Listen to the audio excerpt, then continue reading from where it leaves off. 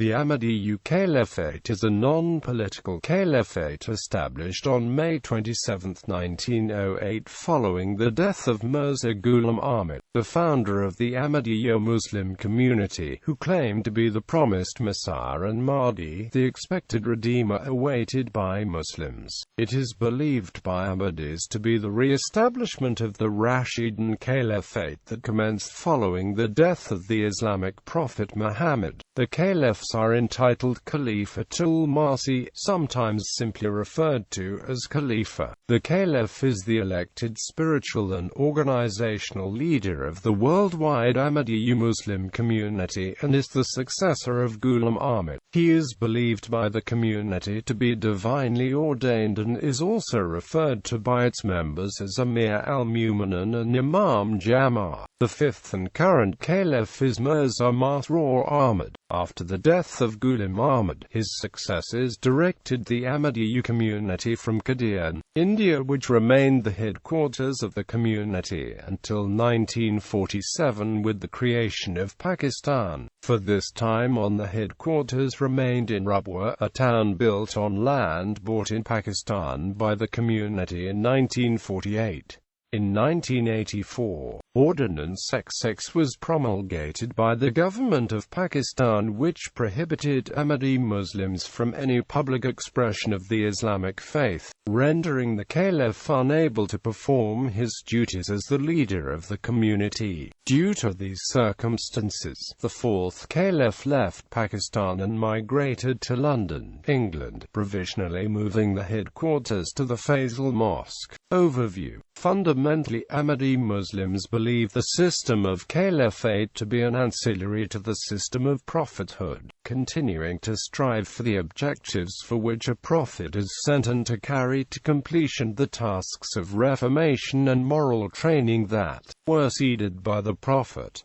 The caliphs, as successors to the prophets, lead the community of believers after a prophet's death. The members of the community believe that the Ahmadiyya Caliphate is the resumption of the rightly guided caliphate. This is believed to have been re-established with the appearance of Ghulam Ahmad, whom Ahmadis believe was the promised Mahdi and Messiah. Ahmadis maintain that in accordance with Quranic verses and numerous hadith on the issue, the caliphate can only be established by God himself and is a divine blessing given to those who believe and work righteousness, upholding the unity of God. Therefore, any movement to establish the caliphate centered around human endeavors alone is bound to fail, particularly when the condition of the people diverges from the precepts of prophethood, and they are as a result disunited. Although the caliph in Ahmadiyya is elected, it is believed that God himself directs the hearts and minds of believers through visions, dreams and spiritual guidance towards a particular individual. No campaigning, speeches or speculation of any kind are permitted. Thus the caliph is designated neither necessarily by right nor merely by election but primarily by God. The caliphs are thought to be chosen by God through the agency of pious believers and are considered to be guided by God after their election to this office. According to Ahmadiyya thought, just as it is not essential for a prophet to be the head of a state, it is not essential for a caliph to be the head of a state. Rather, the religious and organizational significance of the caliphate is emphasized. It is above all a religious office, with the purpose to uphold, strengthen and spread Islam and maintain the high moral standards within the Muslim community established by Muhammad, who was not merely a political leader but primarily a religious leader. The caliphate is understood as a system dealing with the organization of believers and relating to the administration of the Muslim community, whether or not it involves a governmental role. Being based on the precept of prophethood, the institution of caliphate can therefore, like prophethood, exist and flourish without a state. If a caliph does happen to bear governmental authority as a head of state, It is incidental and subsidiary in relation to his overall function as caliph, which is applicable to believers transnationally and not limited to one particular state or political entity. The system of caliphate in Islam, thus understood, transcends national sovereignty and ethnic divide, forming a universal supranational entity, and the role of a caliph as the leader of the Muslim community in such an understanding surpasses that of a monarch. Because Muhammad became the head of state at Medina, the rightly guided successors after him also happened to be heads of state, and, similar to the successors of Moses who led the Israelites after his death and, following the conquest of Canaan, gained control over a territory, functioned as political and military as well as religious leaders. Since Ghulam Ahmad, whom Ahmadis hold to be the promised Mahdi, was,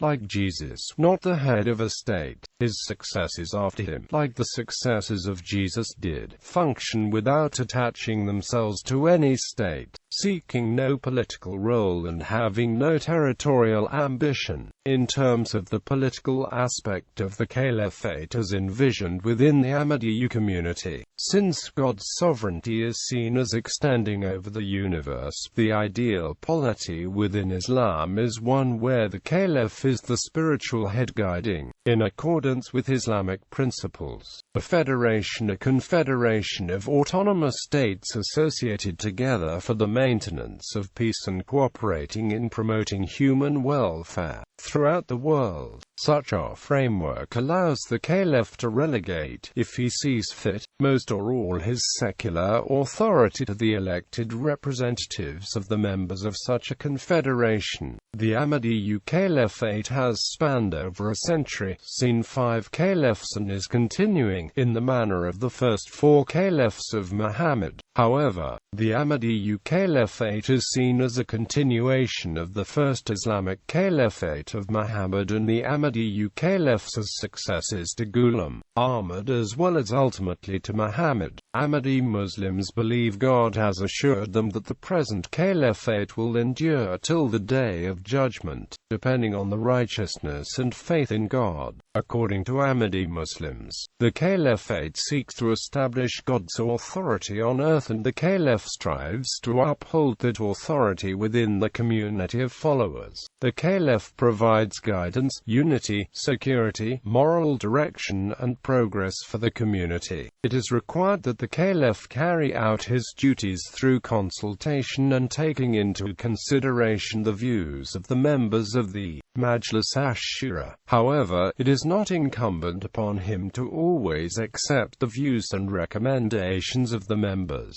The Caliph has overall authority for all religious and organizational matters and is bound to decide and act in accordance with the Quran and Sunnah, basis in Quran and Hadith. According to Ahmadiyya belief, God has promised in the Quran to appoint a successor among the righteous. In this respect, verse 56 of Surah Al-Anwar says, Allah had promised to those among you who believe and do good works that He will surely make them successors in the earth, as He made successors from among those who were before them, and that He will surely establish for them the religion which He has chosen for them, and that He will surely give them in exchange security and peace after the fear. They will worship me, and they will not associate anything with me.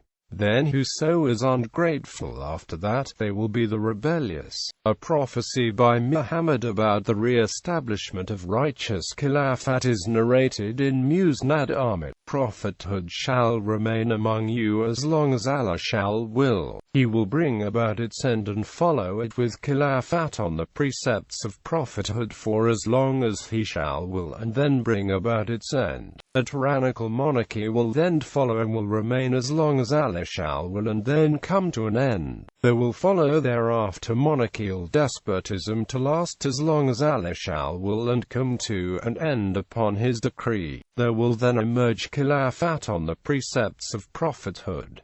The Holy Prophet said no more.